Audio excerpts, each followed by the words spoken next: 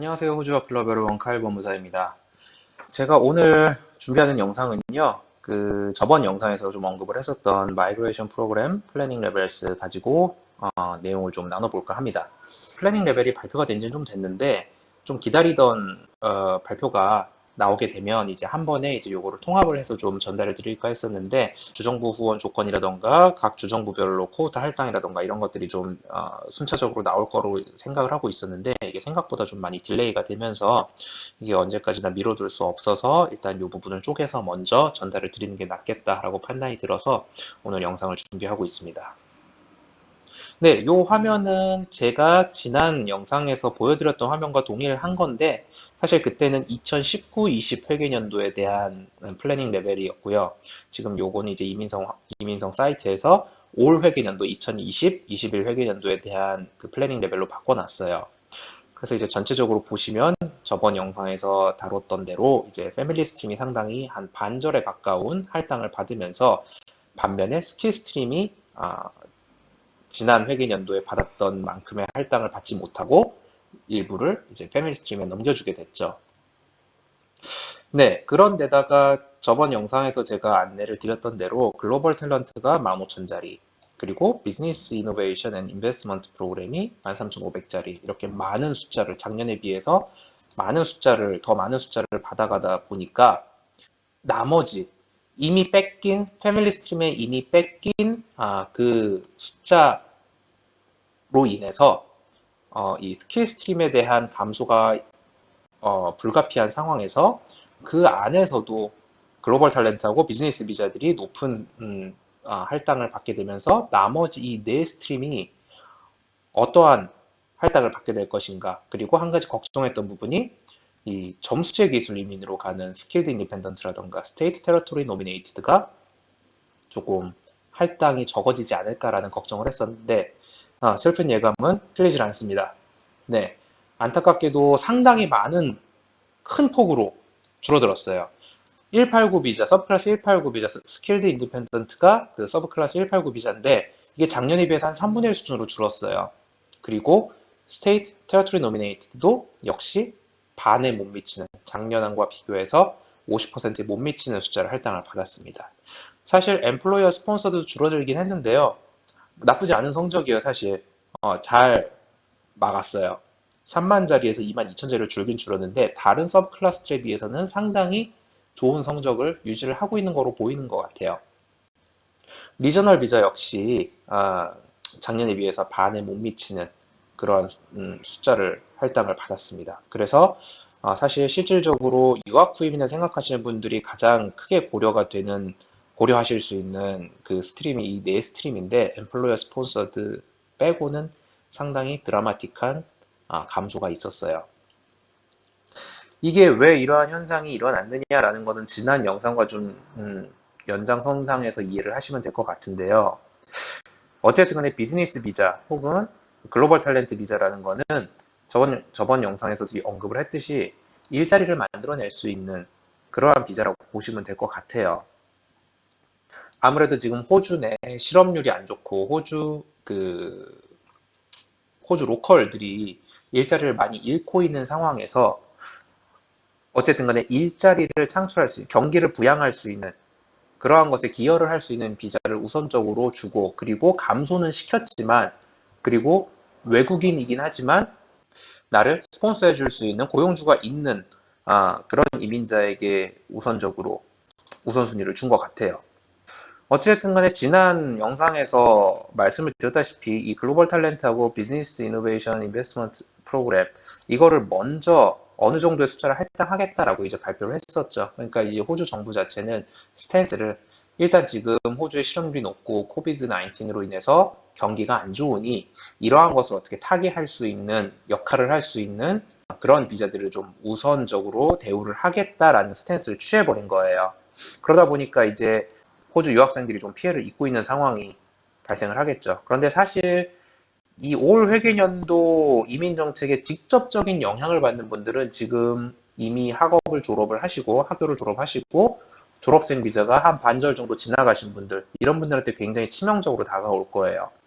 하지만 지금 공부를 하시고 있고 약간 이제 졸업까지 기간이 좀 남아 있으시다던가 혹은 이제 막 졸업생 비자를 그란트를 받으셨다던가 이런 분들한테는 사실 그렇게 직접적인 영향을 주지 않을 수도 있어요. 그런데 이거의 전제는 호주 정부도 뭐 이 내용을 발표를 하면서 전제 조건으로 이제 생각을 하고 있는 게 내년 정도에는 코비드 19에 대한 백신이 개발이 되고 이제 코비드가 어느 정도 진정 국면을 맞아서 최종적으로는 종식이 될 것이다. 라는 것을 이제 염두에 두고 이제 이러한 내용을 발표한 것으로 제가 알고 있는데 이 코로나라는 변수가 어떻게 어느 방향으로 튈지에 따라서 이게 이민 정책이 계속 유지가 될지 혹은 더 악화가 될지 이런 것들에 코로나가 상당히 큰 영향을 줄 수가 있어요.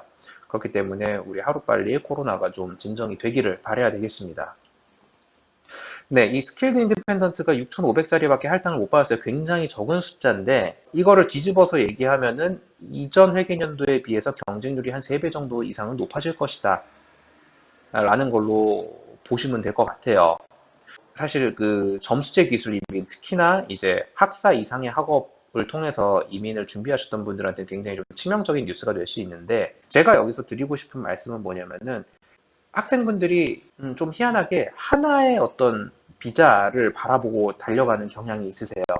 예를 들어서 뭐 전반적인 경향은 잘 모르겠지만 저희 호주 유학 클럽을 국한을 해서 본다라고 하면은 트레이드 직종, 서티피케이트 혹은 디플로마 레벨의 학업을 통해서 이민을 준비하시는 분들과 하이어 에듀케이션, 학사, 석사 혹은 박사 과정을 통해서 유학 후 이민을 준비하시는 분들이 두드러지는 차이는 뭐냐면은 트레이드 직종에 대한 공부를 하시는 분들은 보통 엠플로이어 스폰서드로 많이 진행을 하시려고 하시고 학사 이상의 학업을 하시는 분들은 점수의 기술 이민을 많이 염두에 두고 계세요.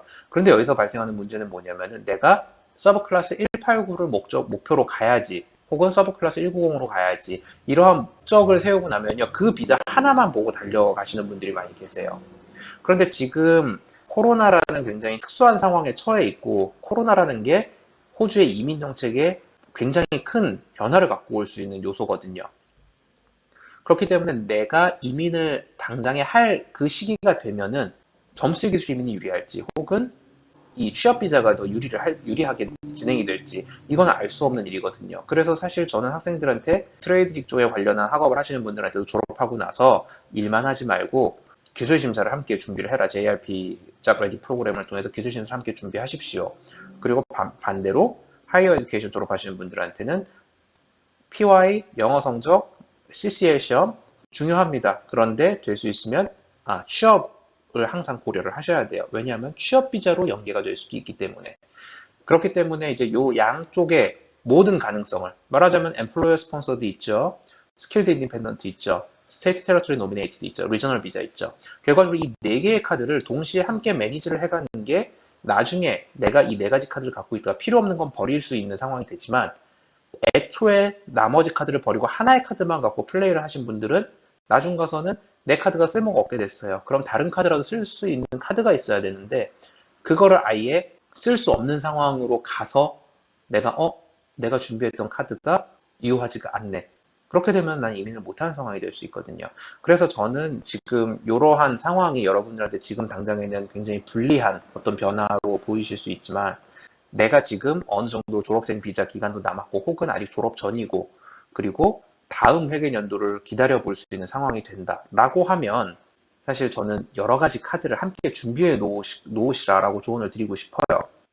네, 그리고 추가적으로 제가 이 영상에서 소개를 드리고 싶은 것은 이 글로벌 탤런트 비자에 대한 건데요.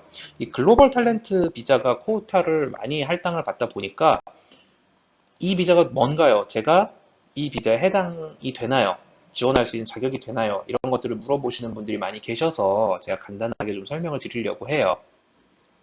네, 이 글로벌 탤런트 비자는 사실 이제 막 호주에서 학업을 졸업하시고 뭐 학사 혹은 석사 이런 학업을 졸업하시고 바로 지원하실 수 있는 분들이 많이 안 계실 거예요. 거의 안 계시다고 해도 뭐 사실 틀린 말은 아닐 겁니다.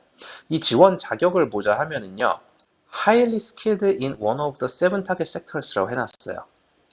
굉장히 highly skilled 됐다는 거는 이 분야에 대해서 지식도 깊고 경력도 많고 경험도 많고 또한 내가 어떠한 괄목할 만한 성취를 이룩해낸 사람들을 지칭을 하는 거거든요. 그리고 특히나 이 타겟 섹터 안에서. 자, 여기 Agricultural Technology, 그 다음에 Space and Advanced Manufacturing, Fintech, Energy and Mining Technology, Medtech, Cyber Security, Quantum Information, Advanced Digital, Data Science and ICT. 네, 이렇게 7개 분야를 딱 정해놨어요. 그러면 과연 탤런트라는 거는 뭐냐라고 여기 보기 좋게 설명을 잘 해놨습니다. Prove they are internationally recognized with evidence of outstanding achievement. 자, internationally recognized, 세계적으로 이제 인정받을 수 있는 outstanding한 achievement, 그러니까 굉장히 괄목할 만한 어떠한 성과를 이룩해낸 그러한 증거가 있는 이런 것을 탤런트라고 하는 거예요. 그리고 또 still be prominent in the field of expertise.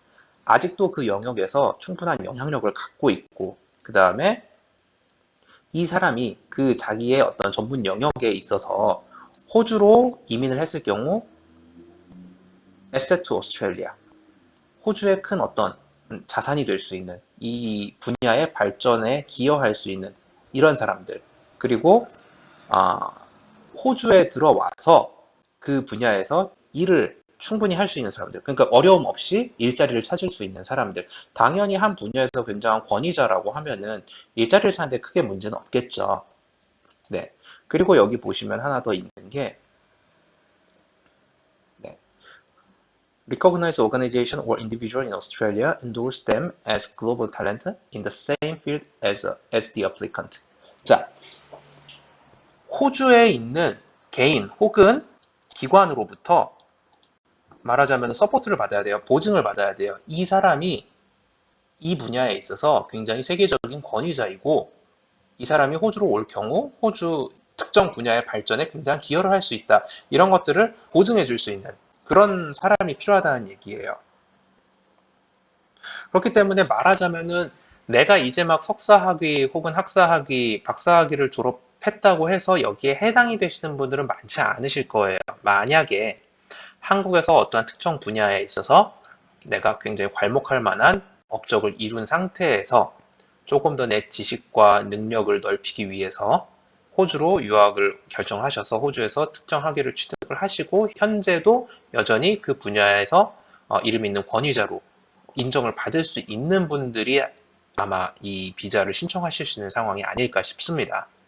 이 탤런트에 덧붙여서 여기에 보시면 하이 인컴 트레스홀드라고 있는데 1년 연봉이 호주 달러로 15만 3,600불 이상을 벌어들이는데 문제가 없는 사람들, 15만 3,600불이면 굉장히 큰 연봉이죠.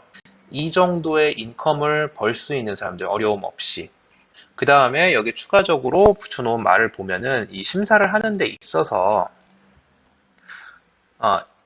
현재 네가 받고 있는 샐러리의 수준을 보여줄 수 있는 증거 자료, 예를 들면 뭐 월급 명세서 혹은 근로계약서 이런 것들, 혹은 이제 job offer, future job offer, 나에게 이제 job offer를 한 거죠. 그런데 우리가 너한테 어느 정도의 보수를 줄 수 있다라는 것이 설명이 되어 있는 job offer, 혹은 타겟 섹터에서 박사학위 혹은 석사학위를 마친 사람 최근에, 그러니까 이러한 것들을 함께 심사를 하겠다는 얘기예요. 그러다 보니까 이미 내가 그 정도 수준의 돈은 벌고 있어야 되고, 혹은 그렇지 못하다라고 하더라도 job offer가 있어서 이 정도 15만 3,600불에 필적할 만한 수준의 연봉을 제안받은 그런 job offer, 이런 것들이 필요하다는 얘기거든요. 그러다 보니까 사실 호주에서 석사학위, 박사학위를 졸업했다고 해서 아무런 경력 없는 사람한테 이 정도의 큰 연봉을 제시하는 그런 것들은 아주 희소한 케이스일 거예요. 그렇기 때문에 이게 솔직하게 조금 오픈해서 말씀을 드리면, 직접적으로 말씀을 드리면, 호주에서 이제 막 학사, 석사, 박사 학위를 졸업하시고 특별한 경력이 없으신 분들은 사실 해당이 되시는 분들은 많이 안 계실 거예요. 오늘의 내용의 중점은 그거예요. 어찌됐든 간에 지금 이 현상이, 이 상황이 벌어졌고, 코로나 때문에 본의 아니게 지금 피해를 입으시는 분들이 계세요. 그런데 제가 드리고 싶은 말씀은 이 네 가지 스트림에 대해서 옵션을 내 마음대로 포기하지 말라는 얘기예요. 이 코로나가 올해 안에 잘 정리가 돼서 넘어간다라고 하면 내년에는 생각보다 쉽게 이민을 할 수 있는 길이 열릴 수도 있어요. 하지만 반대로 코로나 상황이 예정보다 장기화된다. 내년 한 해도 굉장히 힘든 한 해가 된다라고 했을 때는 역시 이러한 비슷한 스탠스를 취해서 갈 거예요. 그렇기 때문에 이러한 상황이 어떻게 뒤바뀔지 몰라요. 이민 정책이. 그래서 여러분들이 내가 쓸 수 있는 카드를 굳이 내가 귀찮아서 혹은 신경 쓰기 피곤해서 사소한 이유로 포기하지 않으셨으면 좋겠어요. 트레이드 직종이라고 해서 점수 기술 이민으로 가지 말라는 법 없어요. 잡레디 프로그램 통해서 기술심사 통과하시고 내가 충분한 개인 점수가 완성이 된다. 영어 점수 높이 받으시고 뭐 싱글 점수 받으시고 이래서 내가 초청을 받을 수 있는 그 컷오프 점수에 충분히 만족을 시킬 수가 있다. 라고 하면은 점수 기술이면 가실 수도 있고 혹은 일반적인 다른 트레이드 직종 관련 공부를 하신 분들처럼 스폰서 비자로 가실 수도 있고 반면에 하이어 에듀케이션 이상의 학업을 하셨다고 해서 점수 기술 이민만 보지 마시고 내가 뭐 영어 점수도 더 올려야 돼요. CCL 시험도 통과해서 점수 더 올려야 돼요. 네, 맞습니다. 근데 그거를 해가면서 내가 취업을 통해서 스폰서 비자를 받을 수 있는 어떤 가능성도 있기 때문에 내가 내 경력을 쌓아갈 수 있다. 라고 하면은 내가 할 수 있음에도 불구하고 그냥 나는 점수로 갈 거니까 이거는 됐어. 라고 생각하는 일은 없었으면 좋겠어요.